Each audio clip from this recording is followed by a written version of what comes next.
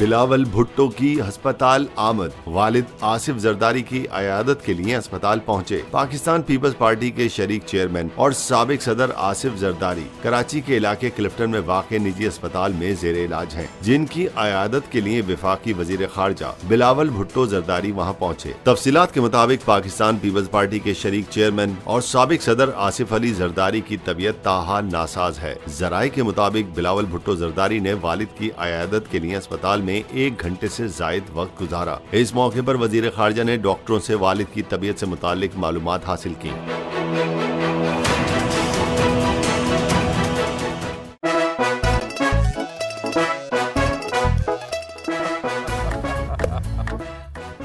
आज इनको फंसा दो।